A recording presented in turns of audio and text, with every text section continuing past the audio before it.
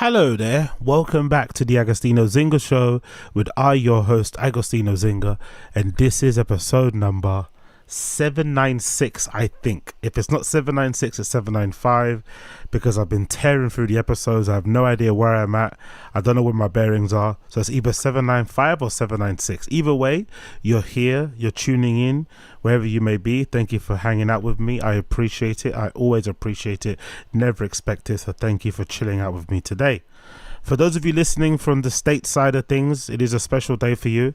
It is American Independence Day. Well, it technically isn't, because I'm technically recording this on the 5th of July. But if you were celebrating it previously, then happy Independence Day to you. Happy Independence Day to you.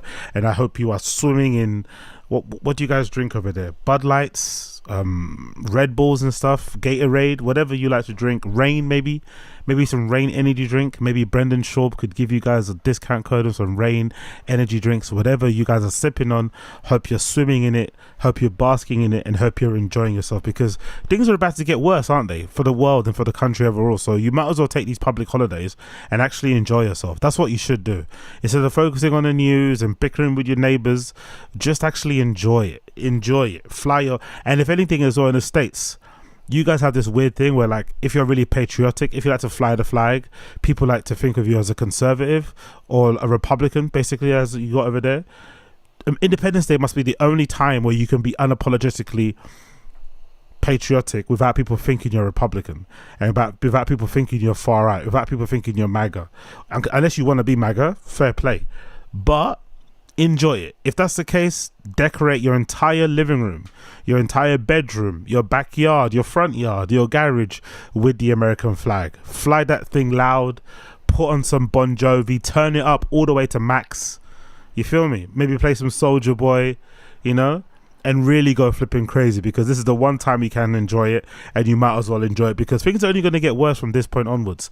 Things are only going to get worse. So just enjoy these public holidays and little things that you get from time to time. For those of us in the UK, the early exit polls are indicating that the Tories are out. Exit polls are indicating that the 14-year Tory rule is finally coming to an end. 14 years of Tory rule may be coming to an end, according to the exit polls on many platforms. Now, you're never going to count your chickens until they roosted. We get it. But the rumours are that Keir Starmer from the Labour Party may be the next PM. We're going to be able to break 14 years of Tory government, and I'm all for it. The only problem is this version of Labour isn't really that much different from the Tories, really. This isn't the new Labour of old. This Labour is basically the Tories but with a red tie. So I'm not really too confident that we're going to see major positive changes for the country, but I think in terms of a vibe, it's good. And I also think for the Tories, it should be a wake-up call. They had it, they had it easy, really. They took it for granted. They didn't address people's concerns. They tried to gaslight us into believing, we had, immigration was our worst issue. Xenophobia was our worst. It's like, no. Don't you do that, brother. We've got other issues that need to be addressed. Housing crisis, job market, financing overall, the health system, healthcare in general, NHS. There's so many things that need to be addressed that the Tory government never addressed. This is more of a punishment for them being crap, as opposed to an endorsement for the Labour Party. I think so. But in general, it's a good thing. Happy to see what the changes will look like once everything's been counted up and collated. Let's see Wagwan. Let's see Wagwan. Continuing on. I have to continue on and play and talk about United.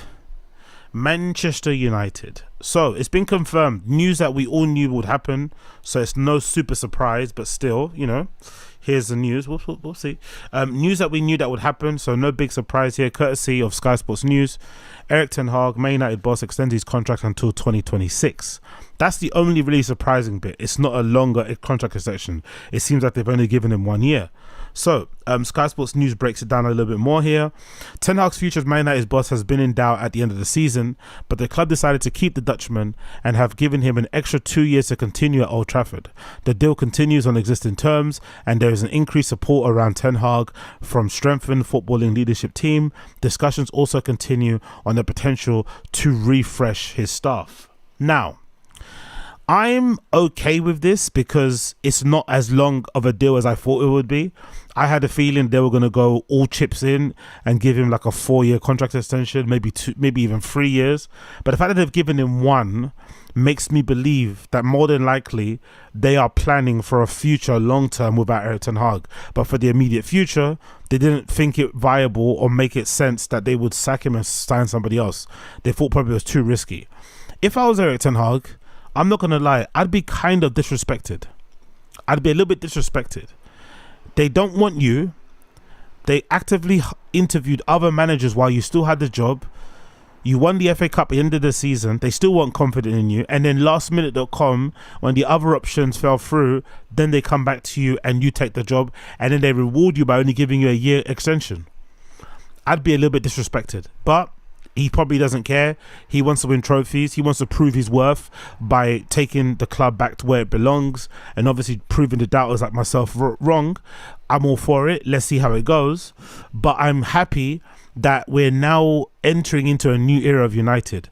We're now entering into an accountability era. Because I felt like in previous years, especially under the Glazers, people got away with murder. I feel like Phil Jones, a good example, a player that was plagued by injuries, who we only really let go of the club, I think only 2 years ago. He had a really long time at the club, maybe 5 to 7 years, I think, at the club. Hardly played, collected salaries, is still, I think, employed on a part-time basis as a coach or something at the club. All of that stuff, I think, happened because the Glazers in general, there wasn't an accountability culture. Players were allowed to kind of take the piss, managers took the piss, and their jobs were never really on the line, really, for lack of a better term. The only players that really get sold at United are the ones that want to leave or the ones that are sometimes surplus to requirements or like kick up a bit of a fuss. But if you just keep your head down, you can stay at United and collect a check for a long bloody time. It is a good place to quote unquote, soft retire. So I'm glad that starting from the manager, there's clearly an accountability culture. They've given him a year. If he miraculously gets us playing good football, we are top of the league by Christmas or something, we're in the running of winning trophies, he might get rewarded with a longer contract. I'm all for it. But this idea that people just get contracts just because they're alive and have a heartbeat is insane. I personally wouldn't have kept him after the FA Cup win. I don't think the FA Cup victory should change, finishing 8th in the season, personally, if that was me. But I also understand that Ineos weren't really too certain on the other options. I don't think Ineos keeping Erik ten Hag was a reflection of him being a good manager. It was mostly that the other options weren't really solidified and really they weren't really shown as other options, so they just kept the person that they know just to kind of make things easier and make the transition a little bit smoother for them. So I can kind of understand that. I get it. I don't like it, but I kind of get it. So looking forward, I'm eager to see what he's going to do, because now he's under pressure to perform. He'd obviously want to stay longer at the club. That's probably why he accepted to stay in the first place, even though they're actively, interviewing other people. So all the onus is on him to do well. Then we got some other good news here as well, courtesy of Sky Sports News, regarding the appointment, finally, of Dan Ashworth from Newcastle as our new sporting director.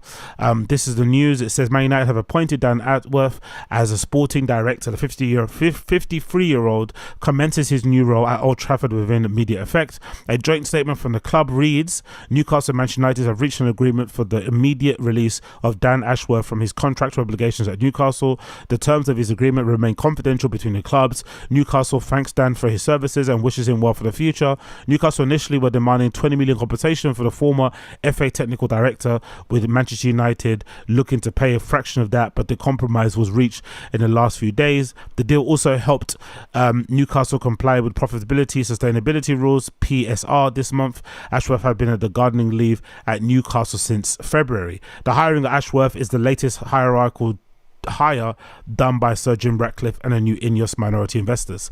This is really funny, isn't it? Imagine paying 20 million compensation for a flipping football director. He doesn't even play the game.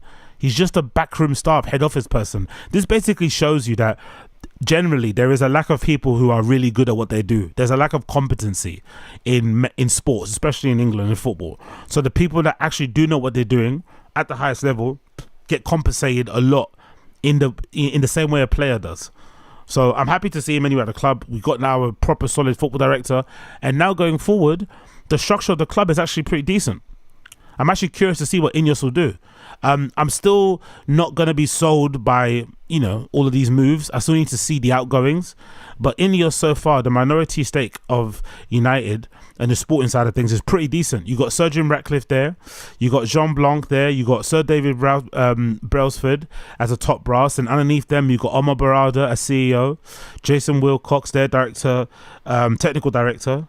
You've got sports director Dan Ashworth. Reporting to those is Christopher Veal. And then you got the coach, Erik ten Hag, Rene Hack, and obviously Van der Schroeder as an assistant. That's a pretty decent football structure. And Erik ten Hag had kind of intimated that he was struggling a lot because of the structure was pretty shit under the Glazers. So now Ineos have come in on the sporting side of things. He has no excuses.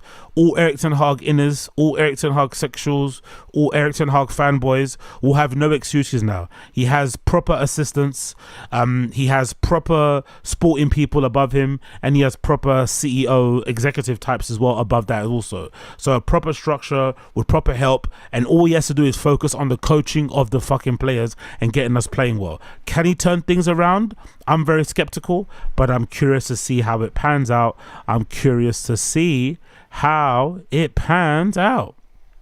Talking about panning out, do you guys want an update on Jay Slater? I know you do. I know you guys want an update on Jay Slater. So I've reported or spoken about it. Not reported, I'm not a bloody journalist. I've spoken about this story that's been a bit viral over here in the UK about a missing British teenager called Jay Slater, who unfortunately has gone missing in Tenerife. They went out there with their friends for a holiday weekend to party, to rave and have a good time. But unfortunately, on the way home from another place they were at after the festival, they ended up disappearing somewhere in the mountains of Tenerife. It's a story that's gripped the UK. People are trying to figure out what happened to him and just trying to put the pieces together. Well, let's figure out what the latest theory is regarding Jay Slater's disappearance. The latest theory regarding Jay Slater's disappearance is absolutely stunning. This is courtesy of a person on Twitter called Helen Catherine. Helen Catherine, all one word. She posted the following tweet. Remember Lucy, associate, who posted a detailed account of how they were drug mules? They said that their boss would meet them around 5 a.m. to pick up the money. Ayub Qasim, a convicted dealer, picked him up and took him to the Airbnb. It's looking very sus. So allegedly, another narrative on this Jay Slater thing is that this Jay Slater kid was an alleged drug mule. And they've got some racket they run out there in Tenerife where all these young kids basically go out there for the season to sell drugs for a particular mob, particular gang, particular cartel. And then they have they have kind of they have correspondents within that gang that meet them every night, sometimes on a weekend, to pick up the money or pick up whatever drugs are left over. Blah, blah, blah. Simple rules, right? And this is one of the guys that they're talking about because I think in the original account, when Jay Slater leaves the festival or the rave that he's at 4 a.m. in the morning, he's looking for somewhere else to go. And in between that, his drug person comes and picks him up to take him to the house to kind of account for what he sold, what he hasn't sold. And I guess within that period is when he disappears. And this is obviously the Somali kid that they're talking about that might be involved. But the actual story behind it is pretty wild. So I'm going to read it to you. This is courtesy of someone on Twitter, right? Pretty wild account of what allegedly happened. I'm not too sure if I believe this, to be fair, because it does sound quite fanciful. but allegedly this is extra detail about the whole Jay Slater thing, and it's taken from Facebook as well. So I'm prone to believing it because Facebook is home of the mummies, right? All the mums live on Facebook. They have way too much time on their hands. They love a good conspiracy theory. They love a good gossip. And you'd imagine people within the local community, wherever that Jay Slater are from, are also contributing to this narrative. So I'm prone to believe this because of the mums exist on Facebook. So courtesy of Jay Slater discussions on Facebook, this is another theory. This is not fake. Lucy May, who's Jay Slater's friend, who also went out on holiday with them, is not innocent at all. I'm a close associate of Lucy and others in Tenerife and Ibiza area. Rumours are true. Lucy is a drug mule. We work together. About 20 of us all split into groups, half to Ibiza, half to Tenerife. This is our job. We get brought out every event or on any month in general to deal, depending on who you are or how long you've been doing it or what you've done. You'll get paid differently. Lucy is more of a top dog in it. Lucy gets about 25 grand a month to deal and sell drugs. About 10 of us get 14 grand a month, and the new recruits get paid about 5 grand a month.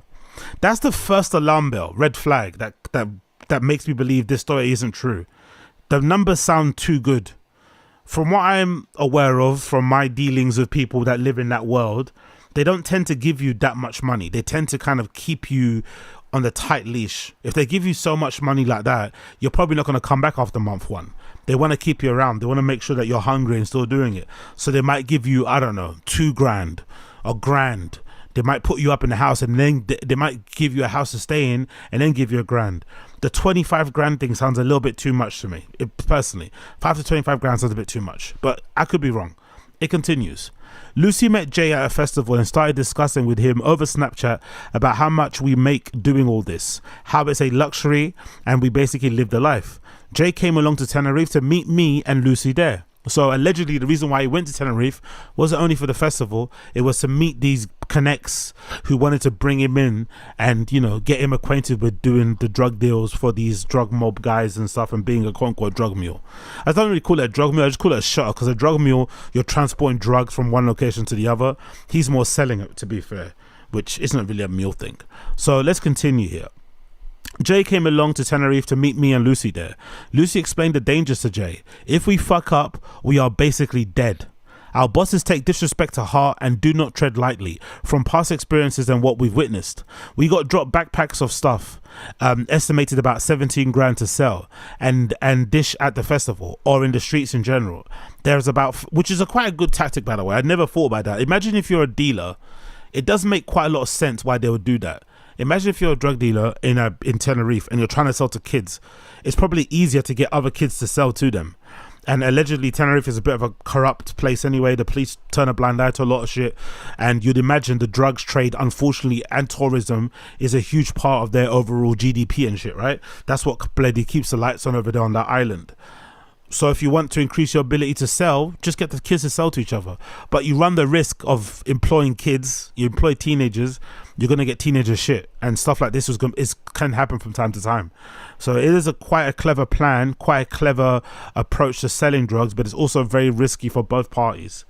Continuing, because, you know, the teenagers could also snitch on you and rat you out, and you could also lose all your stuff, and you could also get bagged up. So it's kind of risky. But we continue. There was 5 bags and we got given designated bag holders who would have the bag 24/7, then take out however much anyone needed. Lucy had a bag along with me and also Jay. We separate into groups and go our ways to sell. Lucy then gets a phone call from Jay at 3 a.m. on Monday morning. God almighty. This is sounding a little bit more believable. Lucy gets a phone call from Jay Slater at 3 a.m. on Monday morning. Him crying, saying he has lost the bag. That sounds like such a British thing to do. I bet you any money there must be some dealers out there. I bet you there's dealers in the Balearic Islands who purposely refuse to hire English people, British people like myself, as drug dealers because of our tendency to do all the drugs, get fucked up and lose all the drugs. I bet you that's a thing. I bet you they prefer to hire Spanish kids, French kids, Italian kids, Germans, anyone else apart from Brits. I bet you there's a thing, because this is something that probably happens so often. Genuinely, I lost the bag. It's like, how do you lose the bag? Of like, what the fuck, man? I gave you 17 grand worth of stuff. How do you lose the bag? Jesus Christ. So Lucy then gets a phone call from Jay at 3 a.m. in the morning of him crying, saying he lost a bag. Lucy didn't think anything of it until he told her that he's taken half of them for himself already. Imagine that. He gets given a bag full of drugs. He does half of it himself, which doesn't really matter because as long as you can cover the money, I guess they won't give a fuck. But then he loses the other half. And the bag was stolen. Of course, we all panic as our lives are at stake here. This is someone's business, and we've lost them £6,000. We go and meet Jay, and Lucy tells him how she doesn't know what she's going to do or what she's even going to say. At around 5 a.m, our bosses ring, as this is the time that they come to our current location to collect the remaining packages and the money. So they come every weekend in the morning at 5 a.m. to collect what you've done and obviously make sure everything's kosher, you didn't fucking nick anything, and then you rinse and repeat. You honestly don't have that much time. How do you lose a bag? You only have to hold it for like 6 hours. It's not like they give you the bag on the Friday and then collect it on a Sunday. That makes sense why you know it could go missing or some shit. But you've only got to hold it from the start of your night out, maybe at 9 p.m. until 5. It isn't that long. Like, Corleo, these guys, man. Jesus Christ. Lucy didn't tell him on the phone that Jay had taken half already and lost the bag on top of that. Around 30 minutes later, they come to collect and realize that there's only 4 bags. We all get questioned, and that's when Lucy confirms to him that Jay has done. So this is one of the theories, right? This is one of the theories. They're drug dealers out there in Tenerife. The Jay Slater kid, unfortunately, does one of the biggest mistakes ever and ends up losing and consuming half of the bag. He consumes half of it, lodges half of it, and obviously gets in trouble with the drug dealers, which might explain why he's gone missing. So this might be one of those instances of like, fuck around and find out. Cool. But there's so many things here that could have been averted. Firstly, if I was Jay Slater and I lost the stuff, don't call your friend, because you don't know what your friend's position is with the gang. You don't know if he's like, if she's involved, you know, if she has to report that stuff back. Like, it's too risky. If I lost it, genuinely lost it, I would have just went back home. Just flew back home, called your mum, send me some money, please, book me a flight, please, I have to go right now.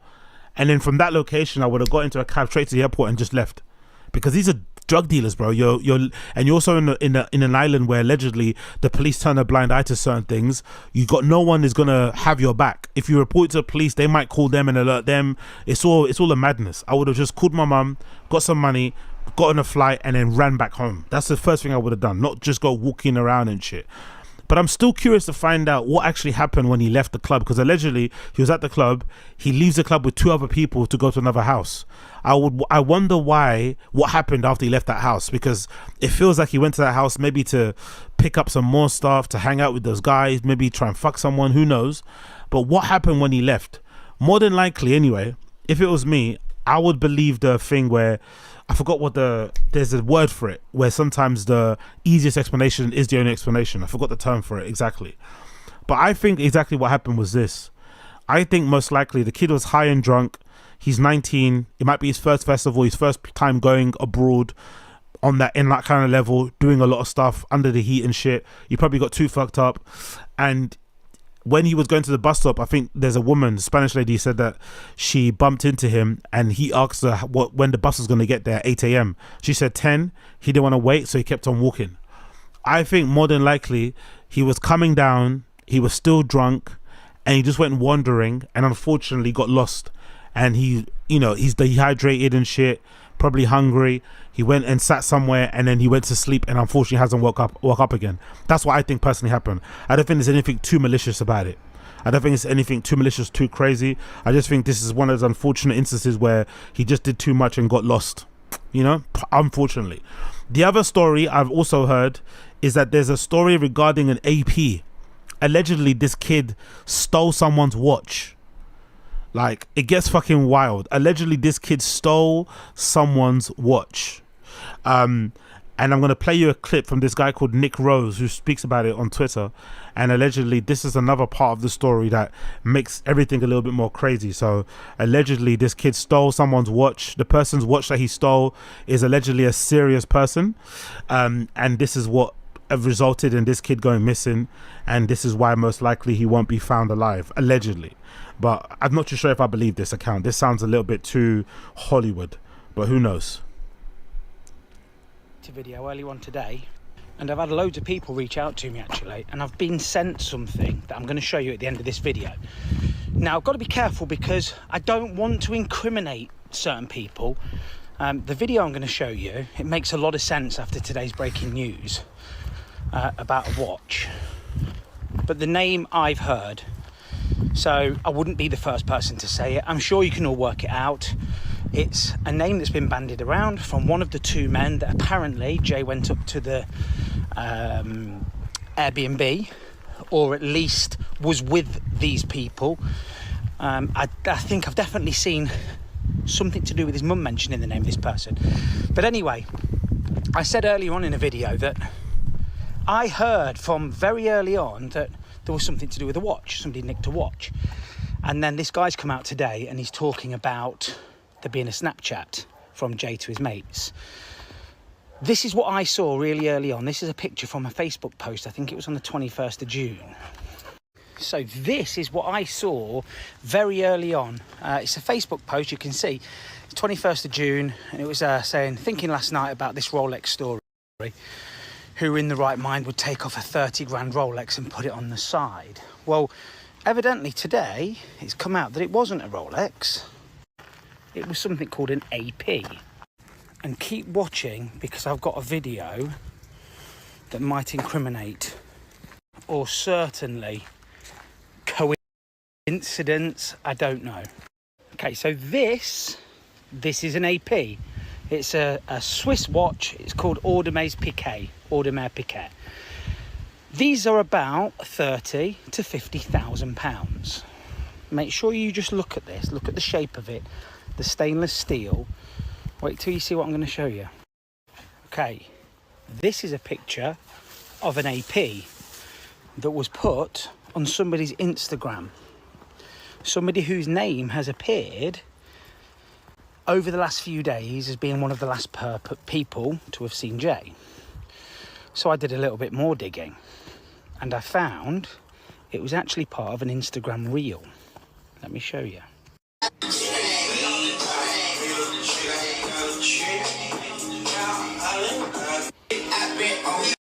Now, that reel was posted on a certain person's Instagram, and it's only their second one in. So it's almost the most recent reel. Now, there aren't a lot of posts on this Instagram account, but there's something really interesting about that video. Go back and have a look at it in a second. That watch was not brand new. It was scratched slightly around the edges, around the bezel there, and as the hand turns over on the actual strap itself.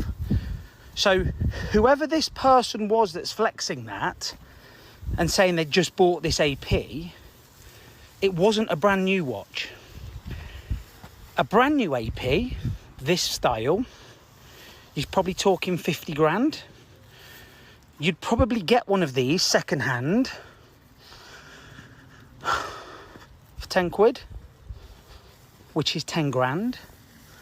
If somebody needs to get rid of it quickly, I don't know.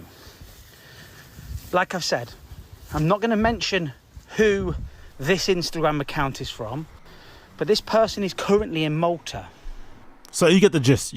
So allegedly the kid stole someone's AP, and the other part of the story is that he was high and looking for more drugs, but he ran out of money. Like a good Brit, he went to a rave.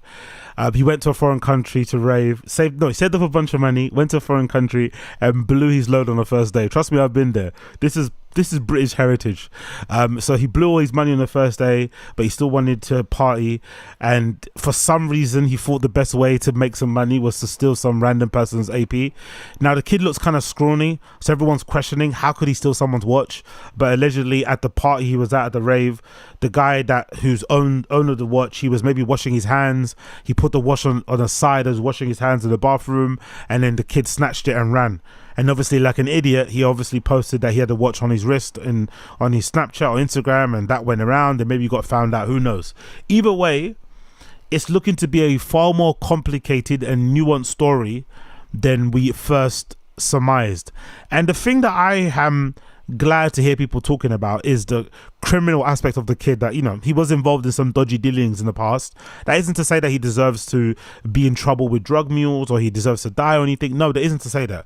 I think people are bringing that thing up about his past being involved in that attack on that kid that split his head open, because we know if this was a black kid, this is what everyone would be talking about. No one would be talking about, you know, just a kid missing. That's what it should always be about. The kid is missing, let's get him back home. But we know if that was a black kid, they would have had the worst picture of him possible on the news. It wouldn't be him smiling and looking cute with his family and friends. It'd be a picture of him throwing up a gang sign or something. And they'd uncover and, you know, expose old tweets. They'd post old videos about him and make him look like a bad boy. So I'm glad that people are addressing and pointing out that, hey, this isn't just some kid that going on holiday, because hundreds, if not hundreds of thousands, if not millions of kids go out to Tenerife every single year. I watched some videos of that club where this kid was at, and I was wondering at first, before I was a bit skeptical, I was like, why is a 19-year-old kid going on holiday by themselves with their friends anyway? Seems a little bit too fast. But allegedly, you know, English kids, most English kids are built different, especially white kids who just grow up with a bit more freedom.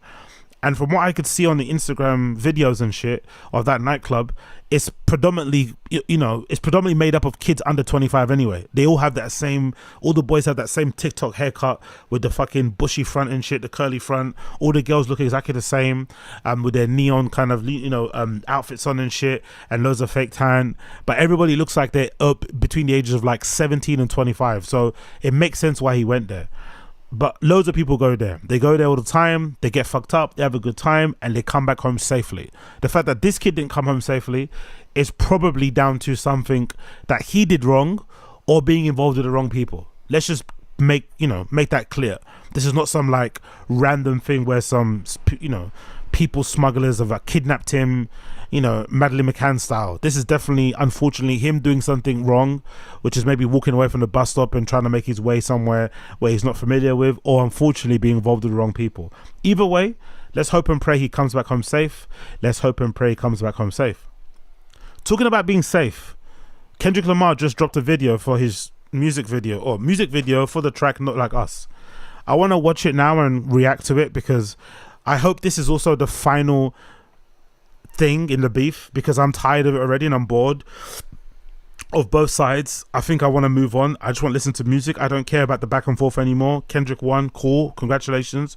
But I feel like they've been milking this forever. They've been milking this so much, and I really want this to be over. So hopefully this music video for Kendrick Lamar's Not Like Us is the final thing in this whole entire beef, and we can just all move on to enjoying whatever artists that we like in this beef and just focusing on that and keep it going, because I felt like this beef has been in some cases ruined by the fans. I feel like the fans have ruined, you know, how interesting the beef could have been, by being super fanatical, by being super annoying, by going on and on about it, by dissecting things way too much, creating their own narratives. Like, oh, it was so annoying. So we're gonna watch it right now. I want to watch it in full. I haven't watched it myself yet. It just dropped an hour ago, so let's watch it in full and see how this video is saying and see what it's doing. At the moment, as per an hour ago, the video is already on 1.9 million views. God damn, fair play, well done, Kendrick. 1.9 million views, fucking wild. Okay, let's play it. I am reincarnated. I was stargazing. Life goes on, honey, and all my babies. Woke up looking for the broccoli. High key, keep a horn on me. That could my seat. IP ownership, the blueprint is by me. Mr. Get Off, I get off at my feet.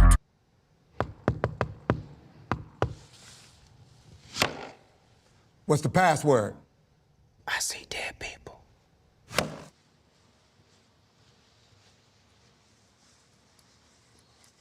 You late.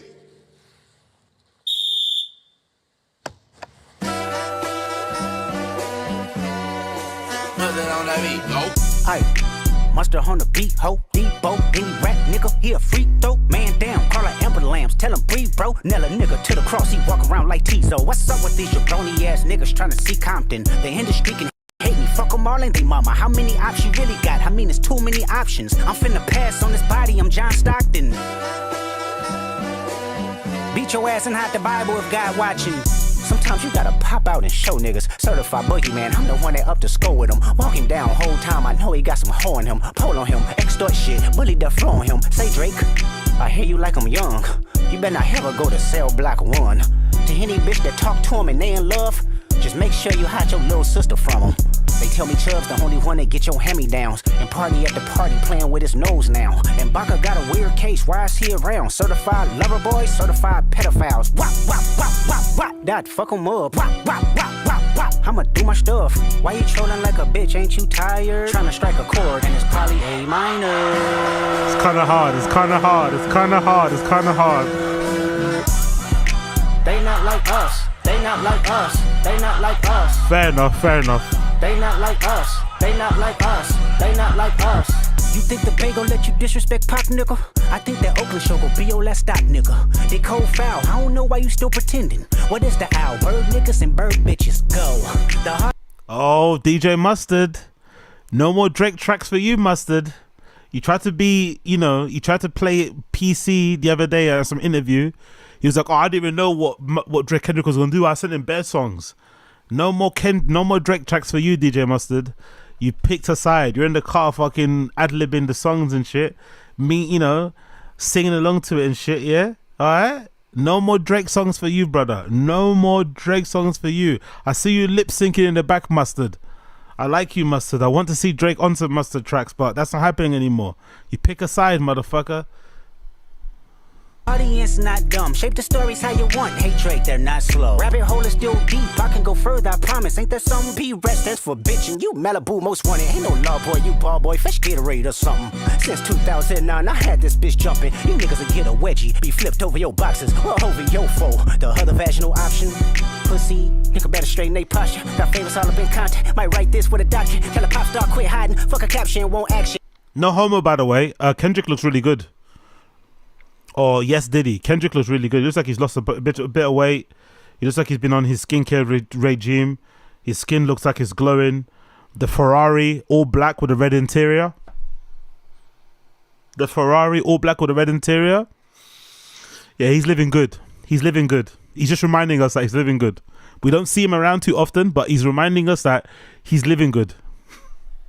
No accident, I'm hands on. He fuck around, get polished. Fucked on Wayne Grow, he was in jail. That's conniving. Then get his face tatted like a bitch apologizing. I'm glad D-Rose came home, y'all didn't deserve him neither. From Alondra down to Central, nigga better not speak on Serena. And your homeboy needs subpoena. That predator moving flocks. That name gotta be registered and placed on neighborhood watch. I lean on you niggas like another line of walk. Yeah, it's all eyes on me and I'ma send it up the pot. Ay, put the road label on me, I'ma get them dropped. Ay, sweet chin music and I won't pass the ox. Ay, how many stocks do I really have in stock? Ay, 1, 2, 3, 4, 5 plus 5. Ay, devil is a lie, here's 69 God. Ay, freaky ass niggas need to stay their ass inside. Ay, roll their ass up like a fresh pack of Zod. Ay, city is back up, it's a must, we outside. Ay.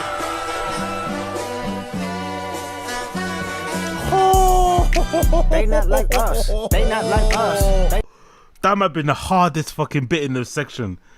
Yo, is this girl crip broken? I know it's not real, but if this was real, she's crip broken on a tightrope. Excuse me? And who's this one guy in the middle who's not moving? Who's this guy? But look at this girl crip broken on the fucking tightrope. Are you for real? Look at this. It's back up, it's a must, we outside.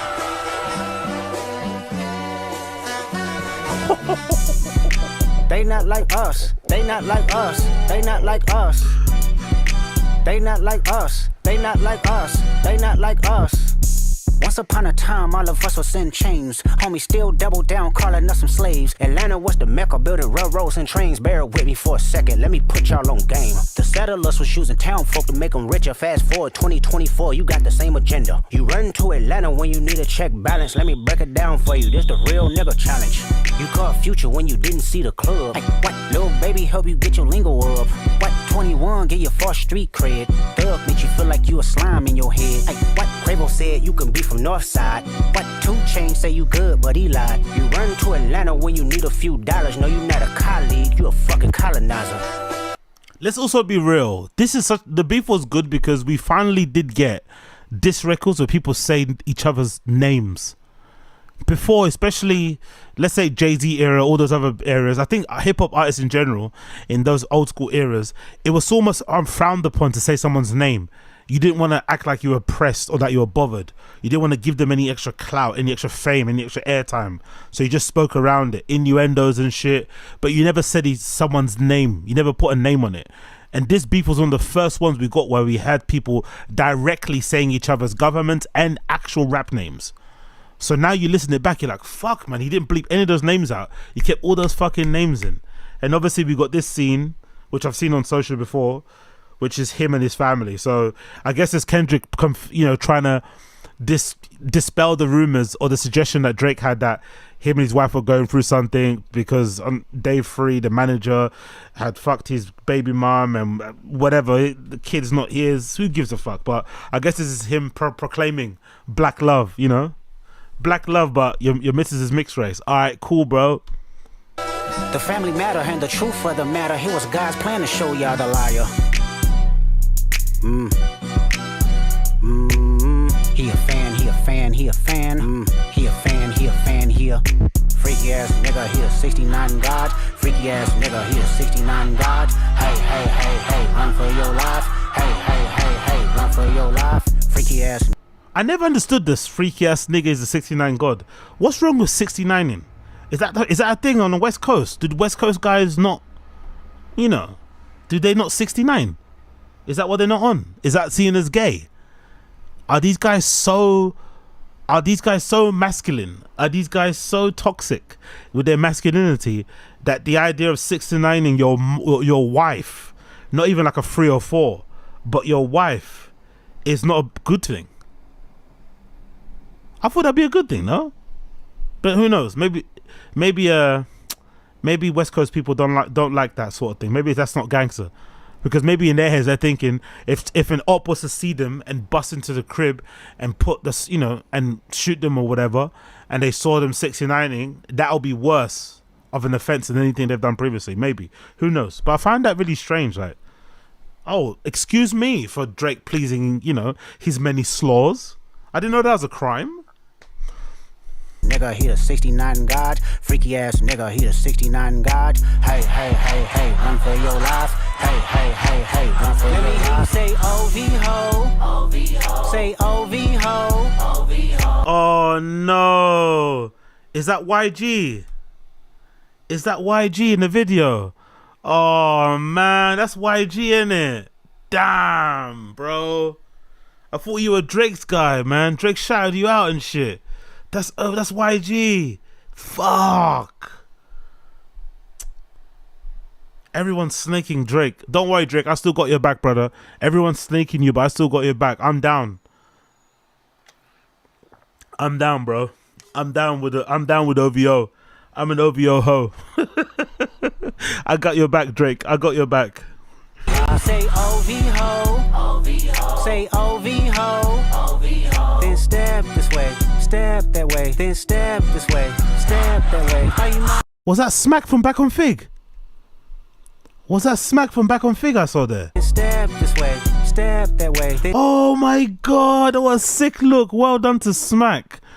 Big up OV-ho. Smack. OV-ho. Then step this way. Step. Wow, there's Smack from Back on Fig. Yeah, big up Smack. Big up Smack and his yellow teeth, bro. Big up his Smack and his plaque line teeth. Big up big old Smack. That's an amazing look, man. Well done to him. Big up fucking Smack, man. What a legend. Oh, and there's T-Rail too. T-Rail wearing his Jack... Of course, T-Rail wearing his Jack Moose bucket hat. There's T-Rail wearing his Jack Moose bucket hat. There he is. T-Rail wearing his Jack Moose bucket hat. Back on Fig in it. Back on Fig in the video. Love to see it. Love to see it. That way. Then step this way. Step that way. Are you my friend? Are we locked in? Then step this way. Step that way. Then step this way. Step that way.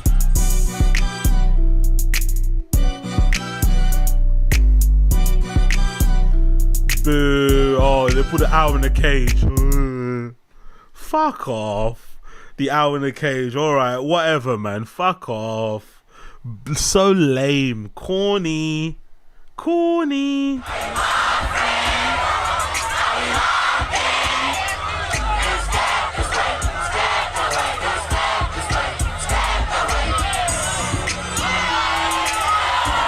All you motherfuckers that love Kendrick so much, I hope you back him when the album drops. This album's meant to be dropping soon. There's rumors of an album dropping this weekend. When this new album drops, you better run up those numbers. Everyone talks a big game on the internet. Then when the Spotify wrap-up numbers come in, Drake's your number one again. Let's see if Kendrick's the one that you want. If it's like a what did Joe Budden say? If it's like a philosophical thing, if it's like a way of life thing, if you see Drake as representing everything that's wrong with hip hop, commercialization, watering down, lack of identity, confusion, whatever, blah blah blah, surface level, whatever you don't like in Drake but you like in Kendrick, I hope you then back it up with your wallets, with your streams, and with your eyes, with your clicks, with your engagement. And when that album drops, I want to see that guy do like 100,000, do 500,000 first week or something. Run up his numbers the same way you run up numbers for Drake. Because if you chat all this shit about he won and it's a win for hip hop and I always hated Drake, light skinned guy, the singing, alright, cool. When Kendrick Lamar's album drops, make sure you run up those streams. Go out and buy the CD. Go out and actually buy the album on flipping iTunes. Go out and listen to it on YouTube. Run it with the ads in the background. Run up those numbers. Share it all over the world. Share it all over your social media platforms so that we can see in the numbers that you actually like that guy more. Because I bet you any money what will happen is that he'll sell the same numbers he always sells. Drake will come out with a little track or the little album and then boom, you blow him out of the water. So let's see what I go on. But aside from that, the video was sick. I like the video more so because of his chill vibe. I felt like, this is a weird one to say as an analysis, but I felt like Kendrick took a back seat in the video. He almost let the people speak for him. Like, I'm the people's champion. I quite like how he did that. That's a good spin. Instead of making it all about him, he made it about like everyone in LA just saying, they're not like us. That's a smart play. That's a smart play. I also need to mention, I didn't spot it beforehand. I should have known because Kendrick has worn Vetements in the past. But Kendrick Lamar can dress, innit? No cap. Kendrick Lamar can dress. I like every single look he's got in this video. The all-white look where he's in the cube, when he's out on the streets, like, the nigga can dress well. Like, he's got his own little style. Obviously, LA influence with the socks and shit and some of the bagginess, but Kendrick can dress. And obviously, the number one thing I think is the weight loss. The weight loss, I've said it ad nauseum on my podcast in general, and maybe because I'm speaking for myself and I'm kind of projecting, but I honestly think with men, all men, if they lost 5 to 30 pounds, it will immediately improve how you look like in clothes or what you look like in clothes. It immediately improves. Even haircuts, this kind of like picky afro he's got going on, those type of trims, especially if you get a nice shape up, look good when your face is a bit slimmer. You know what I mean? The beard is sitting well now that his face is slimmer. The outfits are looking good because he's probably been working out, pull-ups, sit-ups and stuff, push-ups, and his posture is way more improved. He looks really good in clothes and shit. So the weight loss has definitely benefited him. But the video is shot really good. I like the video. I like his outfits. I like the fact that he's taken a back seat a bit. He's got loads of like LA all-stars and celebrities, I think, in the video. I'm sure someone's going to break it down. There's probably who's anybody on the West Coast is probably in this video.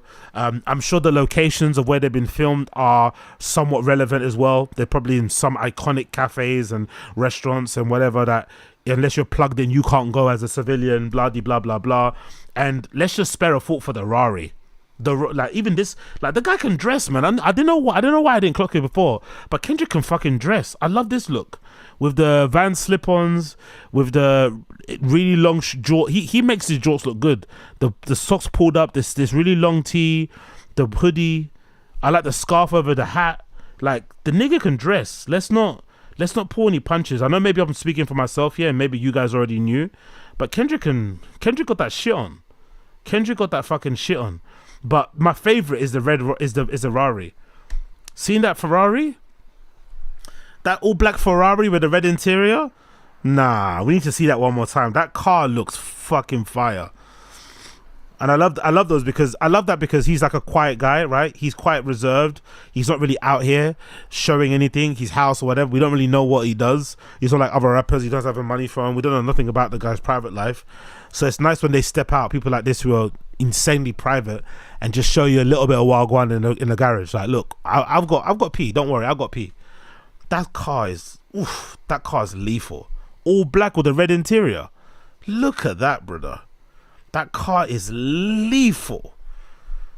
That car is lethal. Yeah, he looks good, man.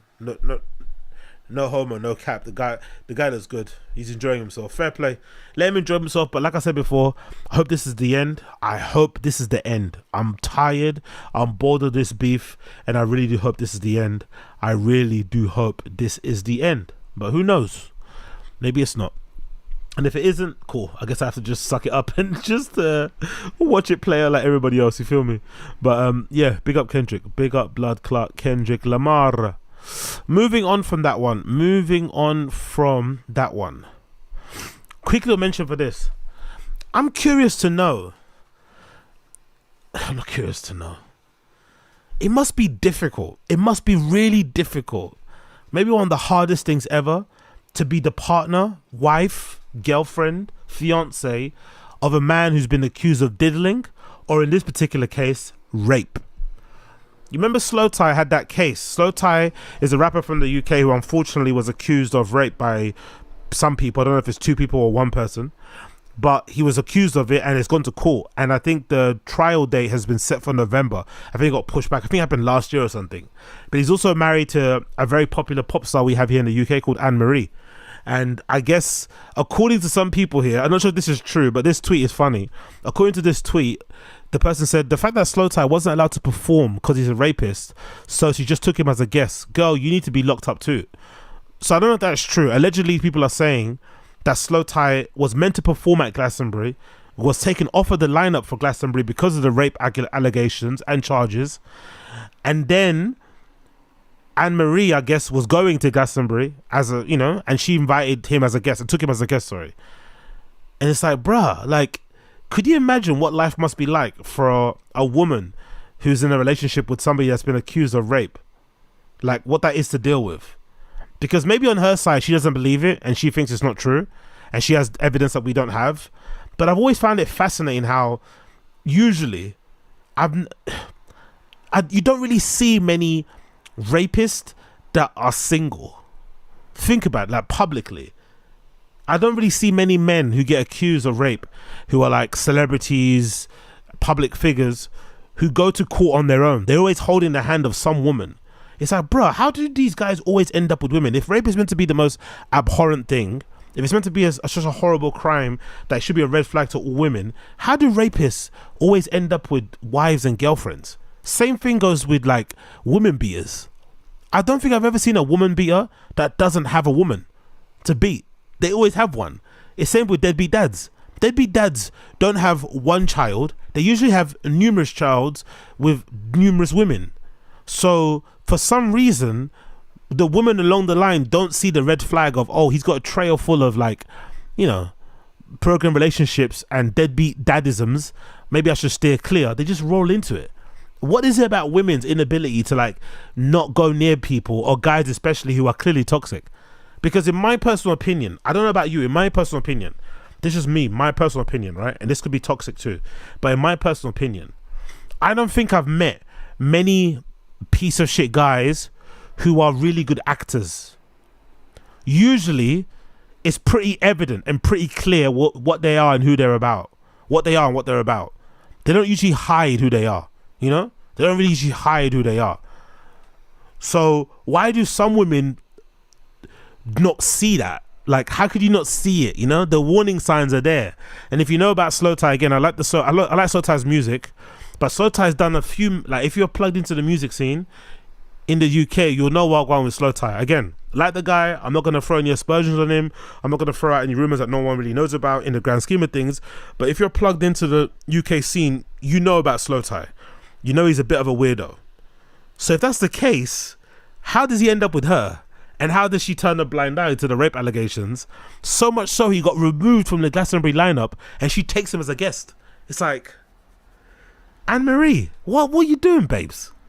And Anne-Marie's a very, again, maybe you might not know her in the global scale, but she's a pretty popular pop singer here in the UK. You know, she's got a really big following. People seem to like her. And it's like, why are you giving people a reason to hate you for free? You know?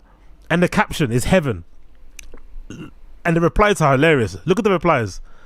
The rapist is in heaven. Another one. This is absolutely not heaven. A rapist would never get in there, I'm pretty sure. Another one. Holding hands with a husband who's a rapist and posting it gladly is not heaven. Girl. Another one. There should have been a warning out that a man was charged with rape and was roaming the festival. He's not allowed to perform, so why is he allowed to be at Glastonbury? Glastonbury should be a safe space for all females. He should be awaiting trial in prison or on house arrest. And of course, she had to limit the post after. I think she got so much backlash, she then, I think, turned off the reply. So I think unless you follow her, you can't reply anymore. But people got in there. Another one. I wish there was someone who'd hold my hand like him. Hari Krishna. There should be warnings out there. Oh, no way, annoyed I didn't bump into you both. Would have been lovely to remind you they're consistently publicly backing someone on trial of rape. Jesus Christ. Only kind of heaven or either of you will be is experience. So yeah, I don't know. I just saw this earlier today, and I'm honestly curious to know how this happens. Like, how do rapists end up always in relationships? I've never seen a single rapist. I've never seen a single diddler. They always seem to have families. They always seem to have fiancés, girlfriends. Like, what is it? When we all know them to be like horrible red flag offenses that should get you castrated, some women just don't seem to care. Do they not believe him? Do they not believe the charges or the allegations? Do they think it's not that big of a deal? Weird, because before this, Anne-Marie was a pretty unproblematic queen, you know, pretty vanilla, for lack of a better term. And now, because of this one relationship, again, you can't help who you fall in love with, I guess, but one relationship has very much sullied her name and reputation amongst some people out there. But yeah, I guess Anne-Marie and Slowthai are happy in love. Let's see how it plays out. But I think his court date is set for November, so I'm curious to see what happens. I'm curious to see what actually happens in that court date, because very rarely also do guys actually get convicted of rape in court anyway.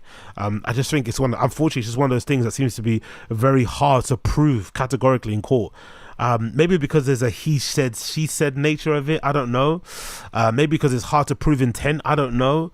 Maybe because it's hard to preserve evidence, I don't know. But the flipping conviction rates of rape are incredibly depressing. If you Google them, I think last time I Googled it, it was under like 5% or something, conviction rate. Like, wild. And then you also have to include the amount of women who don't come forward just because of the embarrassing nature of it. They don't want to submit themselves to rape kits, to cross-examinations, whatever. Like, it's really one of those, it's kind of like defamation. It's one of those hard things. It's hard to kind of convict, even though it's clear when you see it, right? You know when someone's being defamed, and you know when someone's been raped. Like, it's pretty evident. You know, if you've been through it, you know you've been through it. No one needs to tell you whether or not you've been through it or not. But I guess we'll have to find out while going in the courts in November. I guess we'll find out in November when it goes to the courts. Moving on. Random one to mention. I stumbled across, I don't know. No, I do know. I consume a lot of YouTube content, loads of YouTube content, shock and horror, right? YouTuber, content creator, podcaster consumes a lot of content. Everyone's shocked. And I think because I engage a lot of it, I like stuff, I comment stuff, I'm always in streams, I'm watching other people's streams, I'm always around. I think my algorithm, my feed is really good. So nowadays, I'm getting some really interesting streams, especially in the DJ side of things, popping up on my main page. And today, I stumbled across this particular account called 240KMH. It's a YouTube account that has DJ live streams, but the DJ live streams are a bit different than what you're used to. They have this series called F to F, face to face. Now, usually in the DJ world, you have back-to-backs, and that's usually when two DJs will play together on one turntable or on one setup. And usually you'll go track for track or two tracks, back to back. in this particular format, what they do with this live stream, they host them in really cool spaces all over Europe. They live stream it, of course, as an event. No, sorry, they record it as an event, not live stream it. They record it. But instead of having it as a back-to-back where they play on one, on one setup, they have it as a face-to-face, and they each DJ has their own setup. And I think if I'm not mistaken, having done a bit of digging around, I think the concept is you play 2 tracks. So one DJ plays 1 track, the other one plays 2 tracks. No, sorry, they play 2 tracks each, but they're facing each other. So it's a really strange setup as a clubber, because you're going there and you're seeing, as you can see here in the middle, you see 2 DJs facing each other. You see the LED light bars and stuff. So it's an interesting setup of how it works. But first of all, I love how they set it up. It's really fresh and interesting. I love the spaces, and I just love the concept of just having DJs face each other, almost like a fight. Essentially, it's really strange. But let me play a clip for you here. This is a particular set called Cloudy, a person called Cloudy and a person called Cuckoo, F to F in Cologne, courtesy of the account called 240 or 240 KMH. This is a pretty cool little thing, and I would like to see it happen in London soon.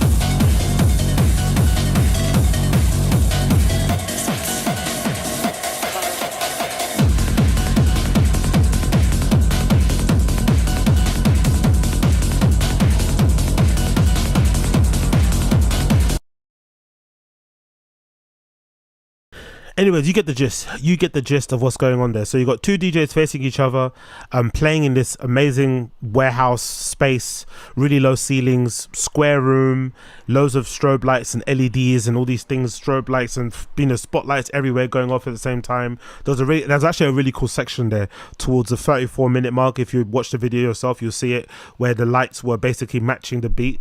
I'm assuming there's probably a plugin or a program that you use that can do that, or maybe it's actually the talent of the actual lighting guy who's hitting the lights at the same time to kind of match the beats. Who knows? Either way, fucking sick effect. But Chris Rizze makes a good point in the chat. Big up Chris Rizze in the chat. And this is something that I think is what makes this special. Chris Rizze says, without the strobe lights, it looks less interesting. It's a gimmick. I agree with you. It is a gimmick, but I think the strobe lights and the LEDs and stuff is what make it interesting. That's what makes it cool. It makes it stand out, and why this is necessary.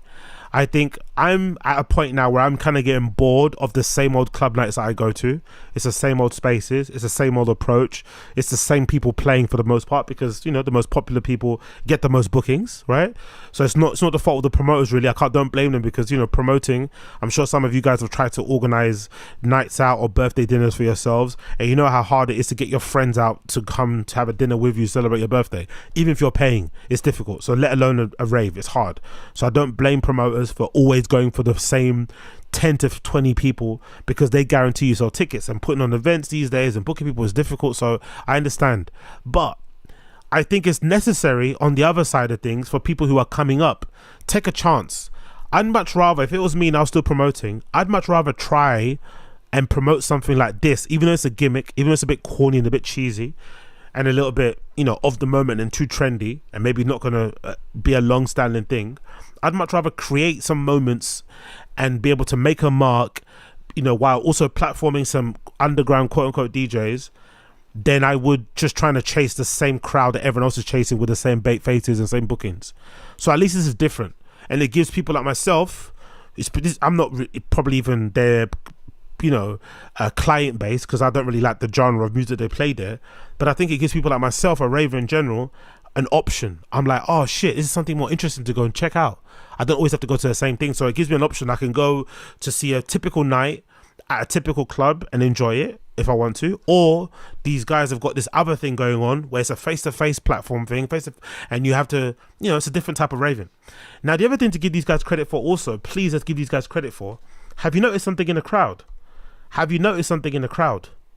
Even though this crowd is very young, from what I can see, it looks like anywhere between the ages of like 18 to like 32. Even though this crowd is very young, have you noticed something? No phones on the dance floor. There's no phones on the dance floor. And this obviously adds to the experience. This obviously adds to the vibe. This obviously adds to the feel. And it comes across on the video. You see people moving. Yes, a lot of them are standing because the very nature of the fucking rave, it's kind of focuses on the DJ, right? The lights in the middle, the bars, you can see everything. It's kind of, the focus is kind of on the DJ, which is maybe a little bit too much. But I still like the fact that looking across the crowd, the only cameras you see on phones are the people who are organizing the event. No one has their phone now at the actual place. Fucking brilliant. Now, I'm not too sure if it's because these people make the punters lock their phones up in lockers. I'm not too sure if they put a sticker over their phone like Berghain and other top clubs do. But I love it. I love that nobody on that dance floor has their phone out, because that adds to the rave, that adds to the experience. Everybody's actually locked in and present and is really enjoying themselves, no matter how gimmicky and how lame you may think it is. Looking at it as a video, or looking at it and just looking at the crowd even on mute, you can see people that are clearly enjoying themselves and having a good time. And that is actually a lot to do with the success of a party and how good a night is. It's making me think nowadays, like, you know what, I wonder if most club nights would be improved with just a complete blanket ban on fucking phones. Maybe the fact that you ban phones or you cover phone cameras, it stops people from behaving like idiots. It maybe puts off certain type of people who maybe aren't good for the overall crowd and rave and ambiance, because everyone there looks like they're on it. They're there to have a good time. People have their tops off, they're sweating, they're fucking raving. No one's there just like to chill and to stunt and to just, chin stroke. They're there to fucking rave and have a good time. So maybe the fun thing is one of the aspects to it. But regardless, the concept of having two DJs face each other is fucking sick. I think as a DJ myself, the only problem I'd have with it, because I watched a couple of videos from their channel, as a DJ myself, one thing that's really awkward about live streaming as a DJ is that especially if I do it on my own at like Pirate Studios, I'm basically there by myself. And you are very conscious that you are playing by yourself in a room into a camera. It's really awkward. So I can imagine it's probably way more awkward in this platform when you're watching each other and you just have waiting for that guy to finish and you have to play your song after. Because allegedly, according to people I've read in the comments and what I've been able to, surmise by digging in, you get to play 2 tracks each. And then that's how it goes. So it's face to face. So that might be the awkward thing of like, as a DJ, you're just kind of standing there waiting for the person to finish. That might be the only thing that might be a bit awkward about the whole entire thing. But all in all, I love the idea behind it. I love the approach. I love that the DJs kind of communicate with each other and let each other know, hey, my song's about to finish, you go on and stuff. It looks a bit nerve-wracking, but it also looks like a fun thing to do and a fun place to go as a raver. And yeah, man, I would definitely go to a next event. According to what I've been able to surmise by checking their social media platforms, they do have a couple of events coming up very, very, very, very soon. They actually have one in Glasgow that's kind of near, I guess, to me. Not really, but the closest. And they have an event actually in Berlin. So the Berlin event is meant to be happening on the 6th of July. And then they have an event on Glasgow on the 30th of August. The 6th of July thing is as follows. The post says, Face-to-Face 3.0, we're back in Berlin for our 3rd edition, and after the last one blew up, we're locked and loaded for another one at Club Ost. Oh, Club Ost is a really good club, by the way. Oh, look at the lineup. Okay, look at the lineup they got here. The lineup of people playing, you got Cuckoo and Kanda, the same person we saw previously, Secret Cat and someone called Peelin Veeze. Someone called Hit My Low. That's a really good name. I like that. That's a good DJ name. I really like that. Hit My Low or Hit Me Low. Hit My Low or Hit Me Low. That's a really good name. Someone called Zweeling and someone called Seraphim face to face with Razzle Dazzler. That's a bit of a risky name because that sounds like a diddler, isn't it?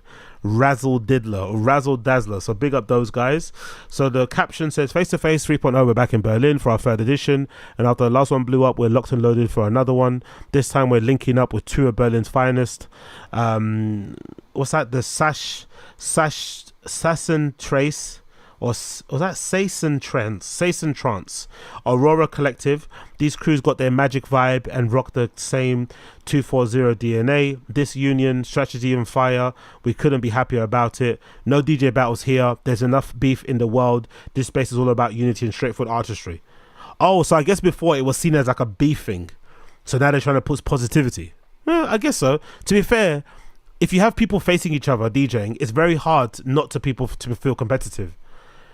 Just watch. I haven't seen this video in full, but I've seen some segments, and whoever the girl is, I think the girl might be Cuckoo. Is that the girl? I don't know. Whoever the girl is, she looks very nervous. So I'm assuming the nature of just like standing in front of somebody and you're playing and everyone's wrapped around you is pretty nerve-wracking. So you can't really avoid the beefing because everyone's going to be trying to compete with each other and try and outdo each other. That might be a situation that might occur when you do these type of things. And if there's one thing I'm certain about, you know, DJs for the most part, people in dance music hate competition. They hate rivalry and shit, right? They think it's all that stuff is lame. So they'll probably have to change that aspect of it. But I do like just the approach of having two people face each other, how it's laid out, them in the center, it's fucking sick. And the fact that there's no phones on the dance floor, you have to give these guys credit, especially if it's all aimed at Gen Zs and stuff, right? If it's all aimed at Gen Zs and younger millennials, the fact that there's no phones on the dance floor and everyone's really enjoying themselves, you have to give the people that organize this a lot of props, because that probably takes a lot of work. That probably takes a lot of warnings, a lot of emails, a lot of PDFs, you know what I mean? A lot of posters. Maybe they do make you lock your phones up. I don't think so, because I see someone's holding their phone. But the fact that everyone abides by the rules is fucking sick. So big up all of those people. I don't like that everybody smokes in techno. I don't like that. I don't like that everybody smokes cigarettes. It's so annoying. It's like, do you actually like the cigarette, or are you just doing it because it looks cool? You know, everyone smokes cigarettes. One thing I hate when I go to Berlin, because everyone's allowed to smoke indoors, you come back home anyway, your clothes absolutely reek of tobacco. You usually have that smoker's raspy voice, even though you don't smoke, because you're inhaling it all around you. Everyone's fucking smoking. It's so annoying. But yeah, what do I know? Maybe I'm an idiot. Maybe I'm not cool. Maybe I should start smoking. And then the other event they have going on is in the UK.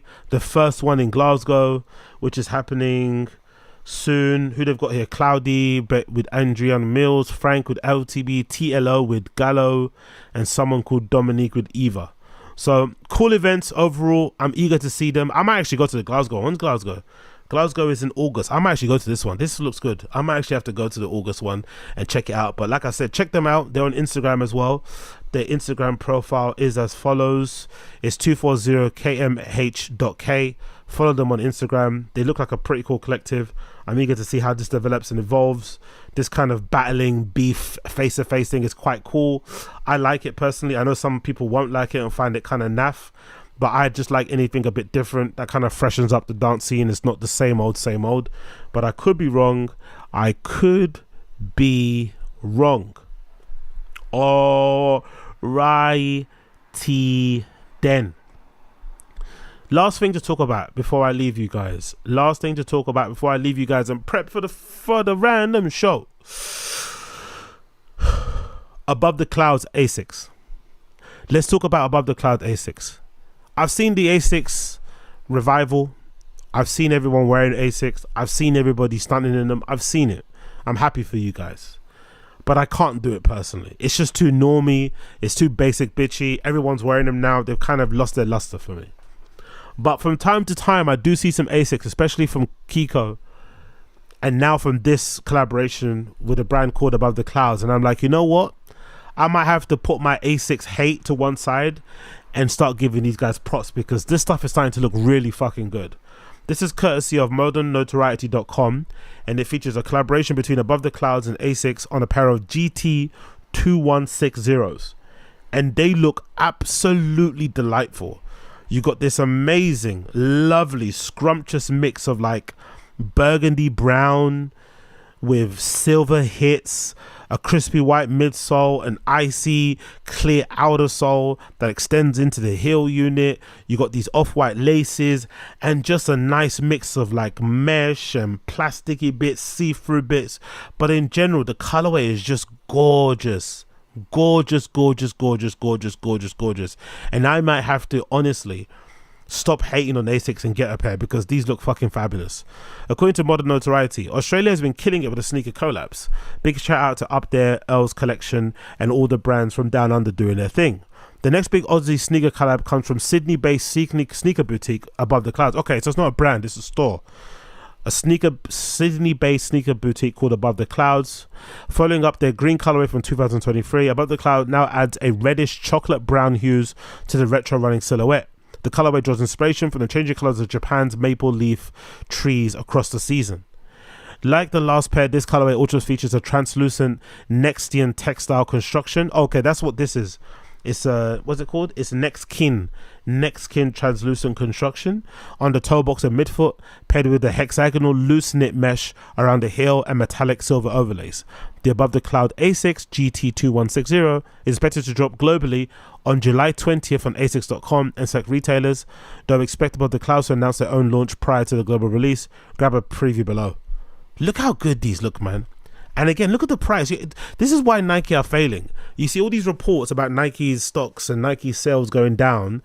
It's because they're not innovating, and the brands around them are chipping away, and they're offering customers something different, something better, and usually something cheaper too. $150 for a sneaker collab, limited edition shoe. I'm not mad at it at all. I'm not mad at it for a limited edition sneaker collab. I'm not mad at it at all. $150 is really fucking good, especially in this market, especially in this financial economy we're in at the moment. They look so good. That translucent Nextkin material thing is absolutely gorgeous. I love that you've got this like faux snakeskin material at the toe box with this like chocolatey brown burgundy color. The silver accents mix really well here. The logo looks really good with the border of the reddy browny color around it. The ivory almost off-white laces look really cool. The mesh on the tongue, on the lining, like just gorgeous. And of course, my favorite bit is definitely this kind of icy sole type of thing they've got here on the outer sole. I think it's icy in it, if I'm not mistaken. The instep here looks really nice as well. They look really good because this is also my big test. I'm not sure about you guys, but when I wear sneakers, one of my big things I like about wearing sneakers is always trying them on, but looking down. I think the looking down test is really not spoken about enough. Like, how do they look once you got them on your feet? And they look really good here. Not too pointy, not too square, not too slim. Just a perfect amount of like point and shit. Nice retro runners. I like how they look at the top. The back bit is really nice too. I like this translucent heel tab here. This is pretty cool. The spots here are nice. The only thing I don't like, there's no branding from the collab. I want to hear, you know, sometimes, I don't know about you guys, but sneaker collabs, I want to see the fucking branding. I want to see Above the Clouds written somewhere. But you don't have anything. Not even on the insole. No Above the Cloud branding on the tongues. Nothing. On the heel tabs. I don't know if that's a good thing, but I personally would like to see some branding. Just so I know it's different. If I do another edit as well, if I was making them, the other edit I'd make actually is I'd make these bits icy. I'd make it an entire icy outsole. You know, to kind of complement this inner bit here. I'd make it icy here. I'd make this completely translucent. All these little grey bits. That would actually make it hit really hard. But they look at this picture. Look at that picture. And then you've got this.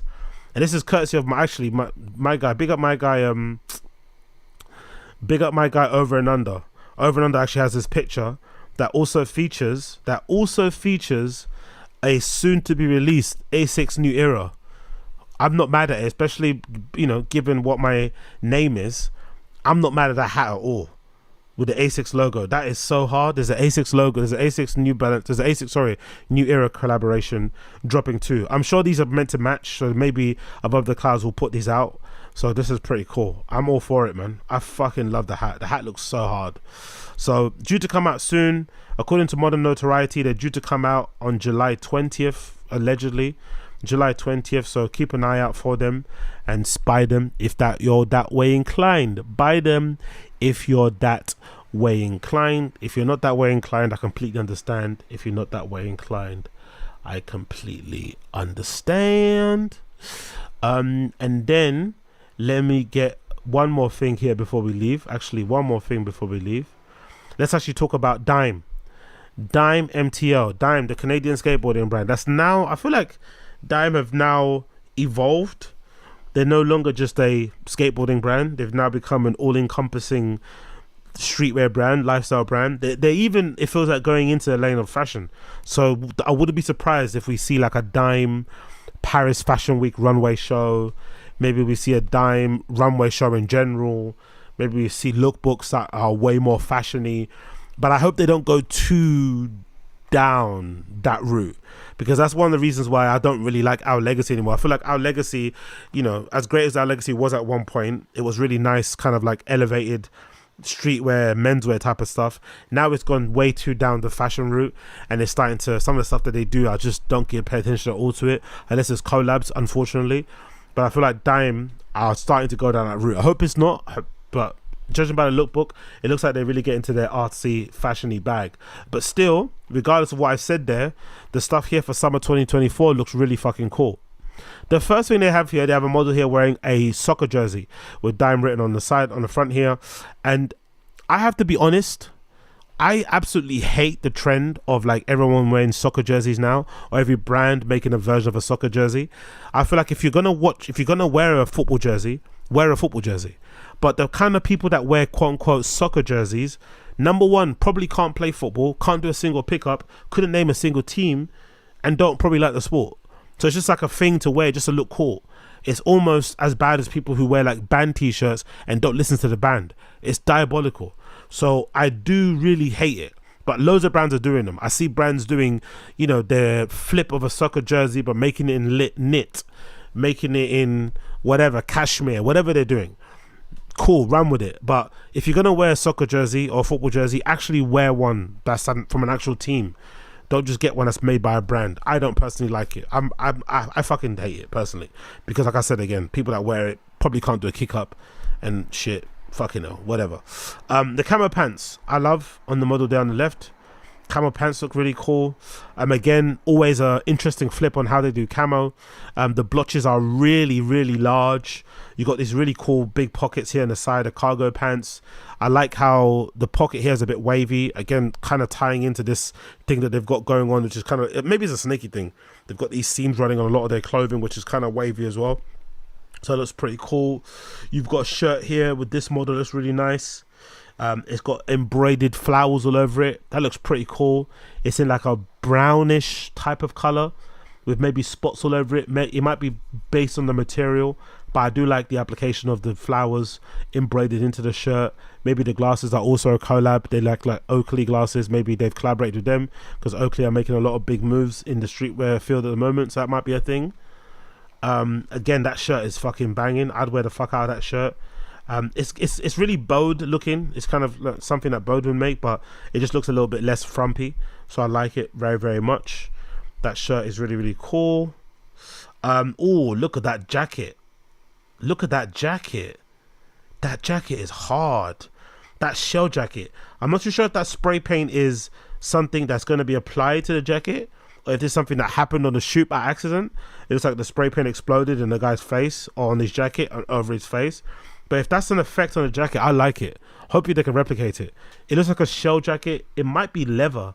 I'm not too sure what that material is. If it's that leather, I'm not too sure what that material is, but the shell jacket is fucking gorgeous. I love the look of that. It's like a green and brown combination. There's a pair of ASICs here the model's wearing, which look really cool too.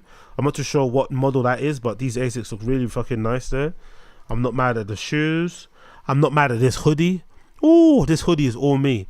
If you know me, you'll know how much I love contrasting stitching, black Any clothing that's black with white contrast and stitching, I'm all over it. And any clothing that's black with some studs on it, especially silver studs.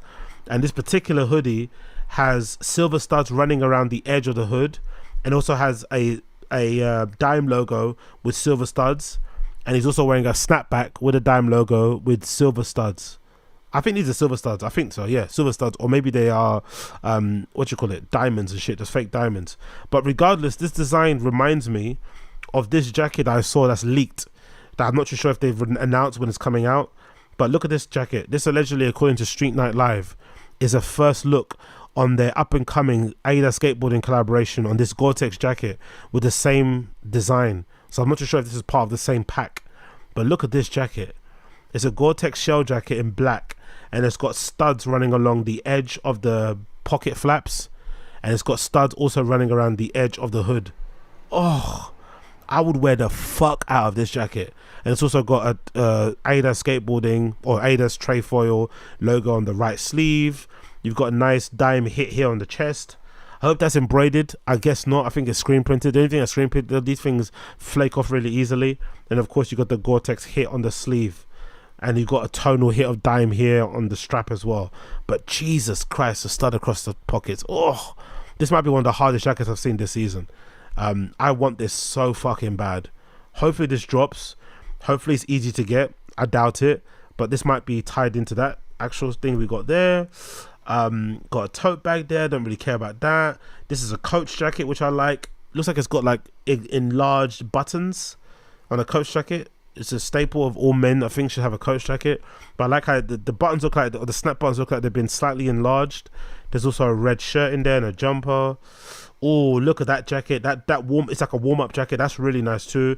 You've also got a nice bit of that wave tie-in, that cut that they've got along the whole of their collections. It's almost like a signature, this cut, this kind of wave cut thing they've got going on there. That's a really cool warm-up jacket thing, I'd call it. A nice overshirt here that this girl's wearing. I like that inside top, whatever that is, with the hexagonal green prints there. I'm not mad at that. Oh, the sweatshirt suit is really nice.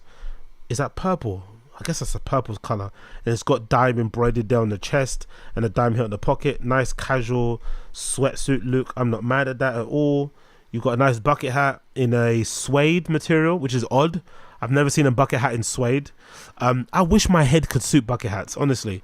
When Schoolboy Q came out and he was popping, I tried the bucket hat thing. My head just doesn't fit it.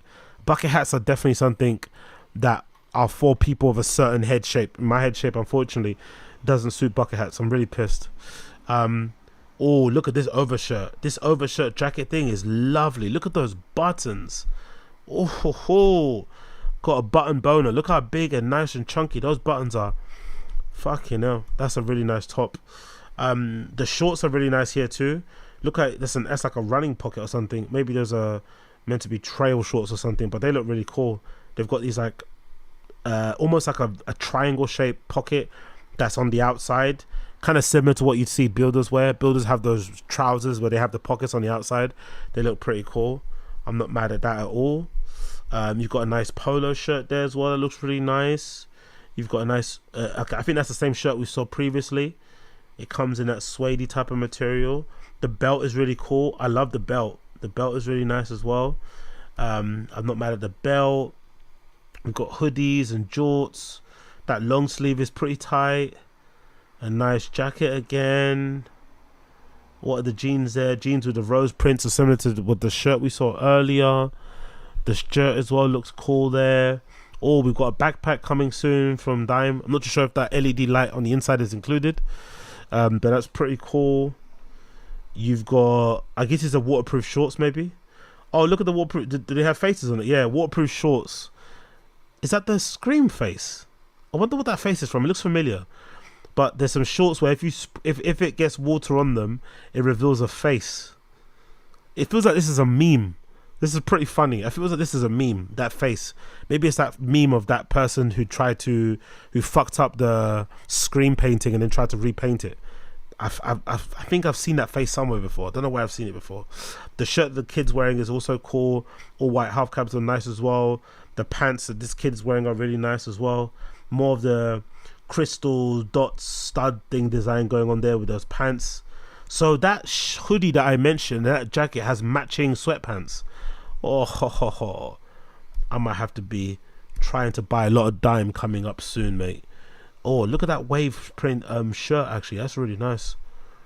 I like that. Nice shirt again. The pants there look cool. There's a really odd looking translucent raincoat thing that looks really interesting. This is like an orange ombre type of design. I like the look of that. That looks so nice. It's got this double paneling on it with white and orange. It almost looks like latex or something. It almost looks like a condom. That's what it looks like. It looks like a condom. The jacket looks like a fucking condom, doesn't it? That does look like a condom, I'm not gonna lie. But I don't mind it. It's pretty cool. It's pretty fucking cool. We've got another hoodie here, patchwork. We've got more of that diamond print collaboration happening there. We've got a trench coat happening as well. We've got belts, double zip hoodies, which is a pretty good look. The twins wearing them. The warm-up jacket I said beforehand. Look at the guys wearing like a bodybuilding under thing, which is really funny. So yeah, the lookbook's really cool. I love the lookbook. I love what they're doing. I think it looks fucking cool, and I can't wait to see some of this stuff IRL. And I will be trying to cop. Of course, I will be trying to cop. I'll be trying at least, and I'll be trying. Anyways, that has been it for the Agostino Zinga Show. Thank you so much for tuning in.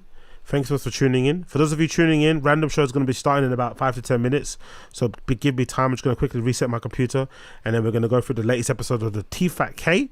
We're going to watch that together. So those of you waiting for a random show, please bear with me for about 5 to 10 minutes. I'll come back and we'll watch an episode of T-Fat K, of course, because why the hell not? So before I leave you, I want to play a tune of the day. Before I leave you, I want to play a tune of the day, and I think I'm going to play, what am I going to play today as tune of the day? Let's play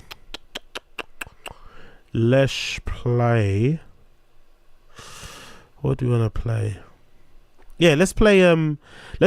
Yeah, let's play this. Let's play Dom Corleo. Let's play Dom Corleo. Let's play Dom Corleo. Let's play Dom Corleo. Let's play Dom Corleo. I've just actually found this recently. I'm sure some of you guys know who this guy is, but I really like this tune called Dada. It's his new tune called Dada. So let's play Dom Corleo Dada. That'll be my tune of the day. So those of you who are watching, you'll hear that play now, or see it play now, because it's also a music video. And for those of you who are watching, it'll fade to black as well. If you're listening to this via the podcast application, please leave me a 5-star review. Do me that favor and leave me a 5-star review. Help me out and leave me a 5-star review. For those of you watching, enjoy my tune of the day. This is Dom Corleo, and the song is Da Da Da featuring Veeze. I'm sure some of you guys will like it, I'm sure some of you won't, but this is my tune of the day. Enjoy, and I'll see you guys again on the other side. Take care, people. Peace. Da da da. Da da da.